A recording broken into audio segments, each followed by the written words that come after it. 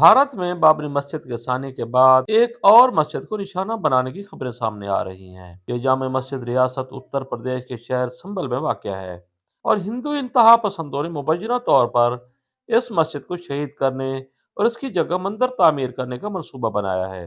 जामे मस्जिद संभल की बुनियाद मुगल दौर में रखी गई थी और ये सदियों से मुसलमानों के लिए इबादत का मरकज रही है। ये मस्जिद न सिर्फ एक मजहबी मकाम है बल्कि तारीखी और सकाफती अहमियत की हामिल है। संभल मुगल सल्तनत के दौर में एक अहम शहर था और यहाँ के कई तारीखी मकामात मुसलमानों के माजी की यादगार हैं। भारत में हालिया बरसों में हिंदू इंतहा पसंदी में इजाफा हुआ है और मुसलमानों के मजहबी मकामात को निशाना बनाया जा रहा है। बाबरी मस्जिद के बाद ये दूसरा बड़ा तनाज़ा है जहाँ इंतहा पसंद अनासर ने मस्जिद की जगह मंदिर बनाने का इरादा जाहिर किया है। मुसलमानों में इस मंसूबे पर शदीद गम गुस्सा पाया जाता है और वो हुकूमत से अपील कर रहे हैं कि वो इस मामले में मुदाखलत करे और उनके मुकद्दस मकामात की हिफाजत को यकीनी बनाए।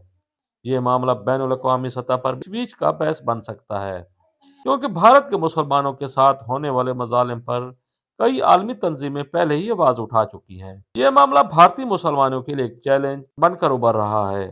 हुकूमत और अदालत किसी तरह इस मामले को हल करे ताकि मजहबी हम आहंगी को बरकरार रखा जा सके।